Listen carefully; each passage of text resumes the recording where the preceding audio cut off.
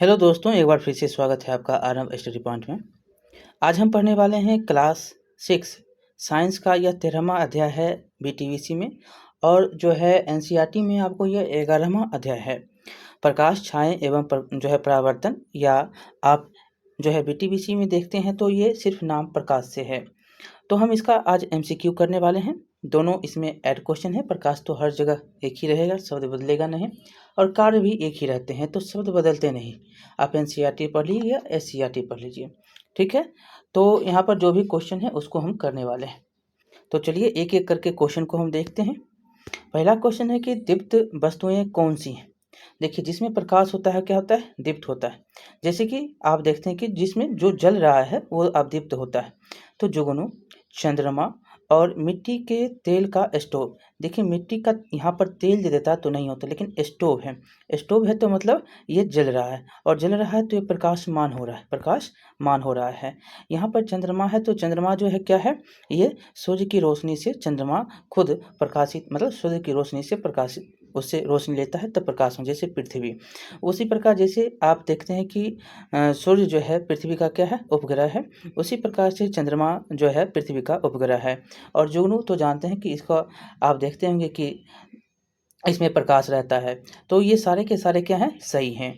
चलिए दूसरा चलेंगे कि पारभासी किसे कहते हैं। तो आप जानते हैं कि पारदर्शी, पारभासी और अपारदर्शी। तो पारभासी किसे कहते हैं? कुछ वस्तुओं के से आर पार देख सकते हैं, कुछ वस्तुओं से मतलब आर पार आप इसमें जो है ये आपका गलत है। पारभासी होता है जैसे कि तेल का आप जो कागज़ लेते हैं, तेल का कागज़ में मतलब कि उसमें आपको दिखाई देता है आर पार, पूरा नहीं दिखाई देता, मतलब कुछ स्पष्ट जो है आर पार आपको नहीं दिखाई देता है। कुछ वस्तुओं से आर पार आप यहाँ पर देख सकते हैं कि कुछ वस्तुओं से आर पार देख सकते हैं पर साफ दिखाई नहीं देता है। जैसे कि आपको हमने बता दिया, कागज़ जिसमें तेल लगा हो, वनस्पति तेल लगा हो, अब उसको आर पार देखिए तो आपको दिखाई नहीं देगा। तो क्या हो जाएगा? ये आंसर आपका सी हो जाएगा। चलिए अब तीसरा नंबर देखेंगे कि अदीप्त वस्तुएं कौन हैं। तो हमने दीप्त वस्तुएं जो है, दीप्त वस्तुएं आपको पहले क्वेश्चन में करवाया है। तो यहाँ पर अदीप्त वस्तुएं बताना है कि कौन सा है। अदीप्त वस्तुएं वे सारे होते हैं जिसमें आप प्रकाश नहीं देखते हैं। देखें, सिलिकॉन शीट, तार के जाली और कार्बन पेपर शीट, ये सभी के सभी अदीप्त वस्तुएं जो हैं। तो ये सभी अदीप्त वस्तुएं, इसमें कोई प्रकाश नहीं है, तो ये सभी के सभी अदीप्त वस्तुएं हैं। आगे चलेंगे कि सूर्य ग्रहण के समय सूर्य को सीधे देखने से क्या होता है? तो आपकी जो है बहुत ही हानि हो सकती है, आपकी आँखों की जो है रोशनी जा सकती है। तो आँखों की रोशनी आँखों के लिए क्या हो? ये हानिकारक है। आँखों के लिए अगर सीधा रोशनी आप देखते हैं तो आप जानिए कि आपके आँखों की रोशनी गायब हो जाएगी। इतना उतना पावर जो है सूर्य में होता है। आप आँख की रोशनी कैसे मतलब कैसे देख सकते हैं सीधे उसको 1 सेकंड भी 2 सेकंड देखिएगा तो आपका आँख जो है पूरा लगेगा कि जल रहा है। अब देखेंगे पाँचवा, दर्पण कितने प्रकार के होते हैं। तो अभी जानते हैं कि दर्पण कितने प्रकार के होते हैं। तो 3 प्रकार के। अब अभी तक पढ़े हैं कि दर्पण जो है कितने प्रकार के होते हैं। दर्पण 3 प्रकार के होते हैं। कौन कौन सा दर्पण होता है? तो एक समतल दर्पण, उत्तल दर्पण और अवतल दर्पण, 3 प्रकार के दर्पण आपके हो गए। चलिए आगे चलेंगे कि हम अपने चारों ओर कैसी वस्तुएं देखते हैं। कैसा देखते हैं अपने चारों ओर वस्तुएं? आप सीटेट में पढ़े होंगे कि आपको बताया गया हो कि आप कैसी वस्तुएं देखते हैं और दिन रात में कैसा वस्तु दिखता है, ये सब आप जानते हैं। तो हम अपने चारों ओर कैसी वस्तु देखते हैं? तो रंग बिरंगे वस्तु, कोई काला, कोई हरा, कोई पीला, कोई उजरा, ये सब सात रंगी जो रंग बिरंगे वस्तुएं आप ऐसे देखते हैं। आगे चलेंगे कि हम अपने चारों ओर कैसी वस्तुएं देखते हैं। तो ये रंग बिरंगे वस्तुएं देखते हैं।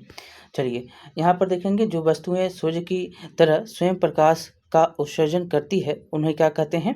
जो खुद ब खुद उत्सर्जित करेगा वो तारा है। तो क्या है?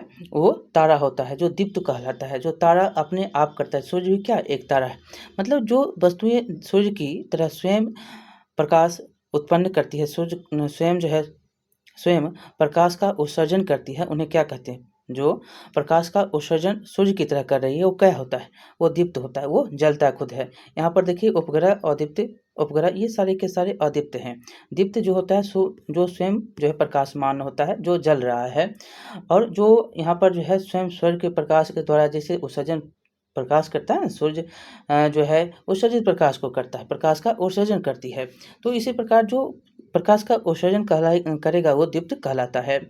आगे है कि अपारदर्शी किसे कहते हैं? किसे कहते हैं अपारदर्शी? जिसको आप देख नहीं सकते हैं, जिसको आप देख नहीं सकते हैं। तो यहाँ पर देखेंगे ऑप्शन को, जिस वस्तु से जो है जिस वस्तु के आर पार देखा नहीं जा सकता वो क्या होता है? अपारदर्शी होता है। और उस वस्तु का आर पार आप नहीं देख सकते, नहीं हो सकता है, ये वस्तु में प्रकाश जो है आर पार नहीं हो सकता। प्रकाश आर पार होगा? नहीं होगा। चलिए, अपारदर्शी, पारदर्शी ये तो सब आपको याद ही है। चलिए, अगला क्वेश्चन है कि सूर्य ग्रहण के समय हमें सूरज को कैसे देखना चाहिए? आप तो पहली बात तो आप देखिए नहीं, दूसरा बात अगर देख रहे हैं तो नंगी आंखों से आप नहीं देखिए। दूसरा है जो देखना चाहिए ना, आपको नंगी आंखों से नहीं देखना है। अगर देखना भी है ना तो वैज्ञानिक यंत्र से देखिए। सूर्य के जो है ग्रहण के समय हमें सूर्य को कैसे देखना चाहिए? तो आप सूर्य ग्रहण लग रहा है तो उसमें आप देखिए भी नहीं, अगर उसमें भी आपको बहुत सारे जो है रे निकलता है और इससे भी आपको बीमारी हो सकती है। तो वैज्ञानिक यंत्र से देखिए। पानी का जो है आप क्या कर सकते हैं, एक थाली लीजिए और उसमें जो है आप सूर्य के ग्रहण को देख सकते हैं, वैसे करके देखिए। नंगी आँखों से देखने से भी आपको बहुत सारी बीमारी हो सकती है, लेकिन लोग नंगी आँखों से भी देखते हैं। लेकिन हम तो कहेंगे कि वैज्ञानिक यंत्रों से आप देखिए। अगर नंगी आँखों से देखते हैं तो आप जो है थाली का उपयोग करें, उसमें पानी दे दें और उससे सूर्य ग्रहण को देखिए, ताकि आप बच सकें। ऐसे तो आप नंगी आँखों से भी देख लेते हैं सूर्य ग्रहण को, ठीक है। तो यहाँ पर आंसर जो है हमारे ख्याल से तो यहाँ पर वैज्ञानिक यंत्र करेंगे, नंगी आँखों से देखने के लिए आप प्रयोग करिएगा, तभी नंगी आँखें जो है यहाँ पर मारिएगा, ठीक है।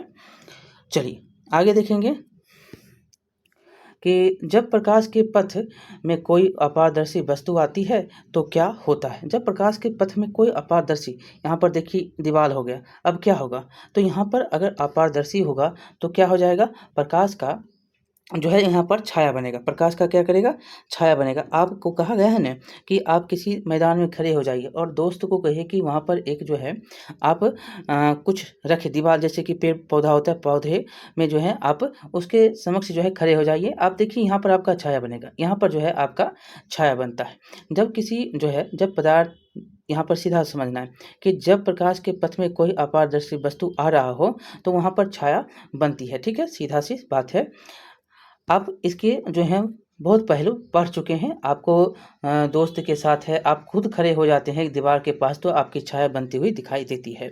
अगर वही दीवार नहीं रहेगा तो आपकी छाया नहीं बनेगी। अब है पारदर्शी किसे कहते हैं? जहाँ से जो है प्रकाश आर पार हो जाए वो पारदर्शी कहलाता है। तो यहाँ पर आंसर खोजिएगा, कहाँ का, यहाँ पर आंसर कहाँ पर है? तो यहाँ पर है। तो जिस वस्तु के आर पार देख सकते हैं वह पर जो है वह प्रकाश को अपने अंदर से होकर जाने देता है, वह क्या कहलाता है? पारदर्शी कहलाता है। अब देखिए अपारदर्शी वस्तुएं कौन सी होती हैं? क्या है? लकड़ी है। लकड़ी क्या है? अपारदर्शी है। प्लास्टिक है, प्लास्टिक देखेंगे। और यहाँ पर जो है देखेंगे ये जो है रबर है, ये रबर है। तो ये रबर है। तो ये सभी के सभी क्या हैं? अपारदर्शी। प्लास्टिक हो गया, लकड़ी हो गया, रबर हो गया, ये सभी के सभी अपारदर्शी हैं। पारभासी किसको कहते हैं? तो हमने ऊपर अभी तुरंत पढ़ा कि तेल लगा हुआ कागज क्या होता है? पारभासी वस्तुएं होती हैं। लकड़ी, प्लास्टिक, पानी, ये सब एक तो पारदर्शी है और सारे ये अपारदर्शी हैं।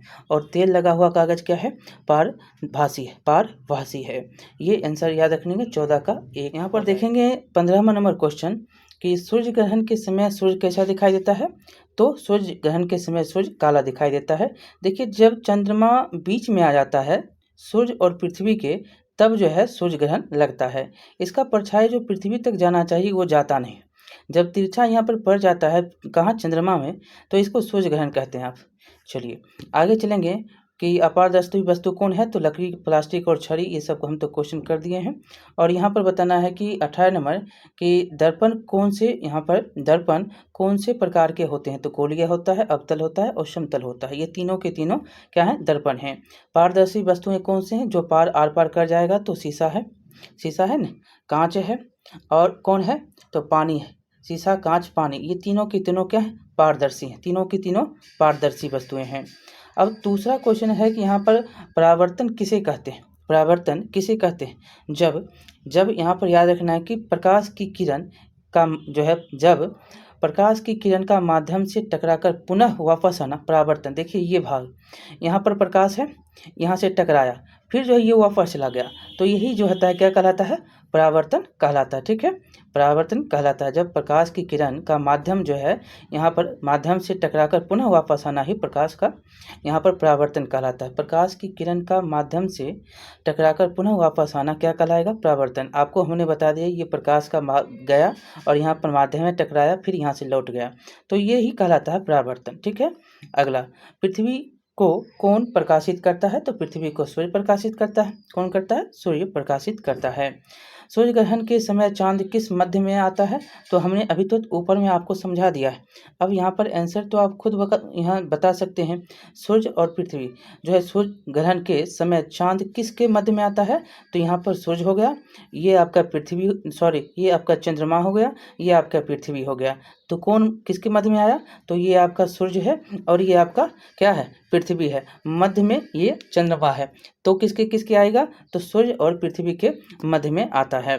चलिए अगला है, दीप्त पिंड किसे कहते हैं, जो वस्तुएं सूर्य की तरह स्वयं प्रकाश का उत्सर्जन करती है, क्या कहलाता है, दीप्त पिंड कहलाता है। ये हमने ऊपर भी आपको करवा दिया था।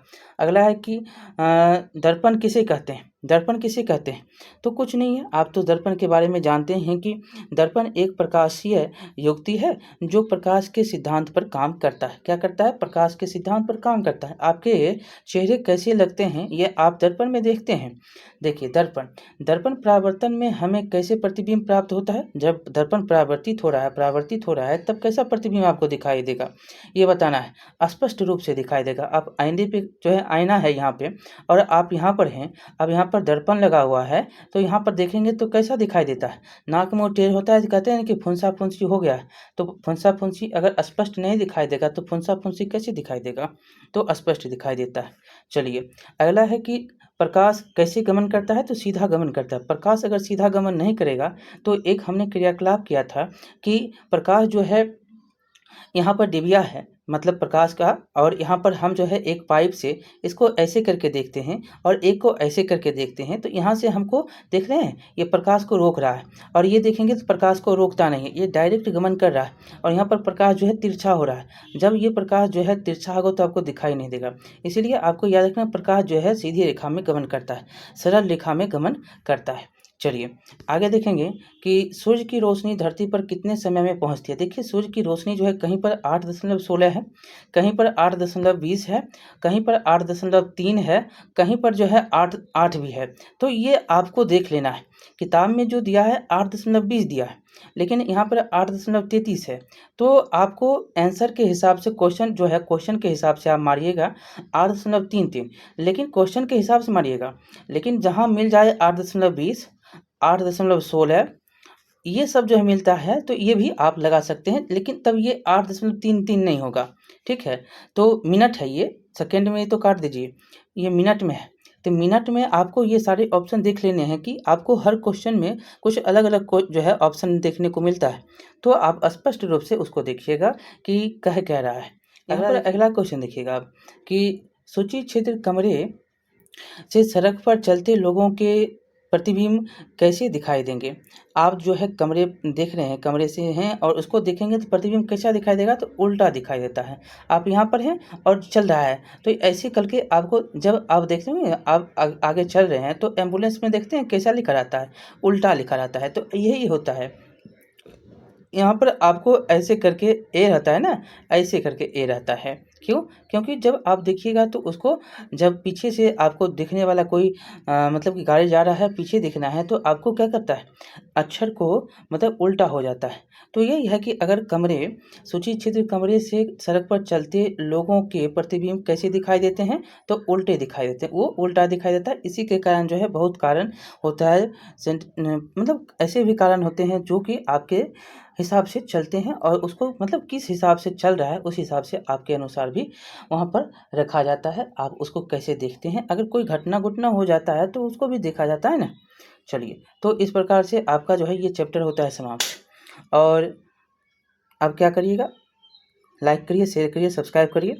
हम धीरे धीरे सब क्वेश्चन जो है करवा रहे हैं। अब हम जो है क्या करेंगे, सबसे पहले 6 को समाप्त करेंगे, जो भी चैप्टर में बचा हुआ है साइंस वो करेंगे, उसके बाद 7 का करेंगे, तब 8 करेंगे। एक-एक करके जो है अब हम लाइनिंग से चलेंगे। आपका ऑल सब्जेक्ट समाप्त हो गया है, सिर्फ साइंस बचा है। साइंस जो है आज हम जो है पूरा का पूरा ईवीएस भी रिकॉर्ड कर दिया है। रिकॉर्ड आपका ईवीएस पूर्ण रूपेण से हो गया है। अब जो है उसको सिर्फ डालना है, 1 से 2 दिन में ईवीएस आपको जाएगा। अगर पूरा का पूरा करिएगा एक दिन में तो 1 दिन में हम डाल देंगे, लेकिन 1 दिन में डाल के क्या होगा आप देखिएगा भी नहीं, हमको पता है। तो ऐसे हम 1-2 दिन में पूरा डाल देंगे। ईवीएस का पूरा रिकॉर्ड हो गया है और ये भी जो है अब जो क्वेश्चन जाएगा और उसके बाद जो है हर क्वेश्चन जो है 6 का पहले ख़त्म होगा, फिर 7 जो है जाएगा तब जो है 8 का होगा। लाइनिंग से होगा और उसके बाद जो है हम कल से 9 क्लास शुरू करेंगे। 9 का एससीईआरटी शुरू होगा, जो कि बहुत ही इम्पोर्टेंट होगा। आपको हम पहले भी बता दिए हैं कि एनसीईआरटी से बेटर जो है पढ़ाया गया है, मतलब कि समझाने की जो तरीक़ाएँ हैं आपको एनसीईआरटी में तो है, लेकिन जो बिहार विशेष जो बच्चों को चाहिए वो जो है ज़्यादा हमको लगता है कि कुछ स्पष्ट रूप से समझाया गया है, जो बीटीवीसी में है। हमने पढ़ा है, इसलिए आप भी पढ़े होंगे तो आपको भी पता होगा। तो हम एनसीईआरटी भी पढ़ा रहे हैं और एससीईआरटी भी, दोनों का हमने अध्ययन किया है, दोनों का अध्ययन हम आपको करवाएंगे। ठीक है, तो चलिए मिलते हैं अगले वीडियो में। लाइक करिए, शेयर करिए, सब्सक्राइब करिए। बहुत बहुत धन्यवाद।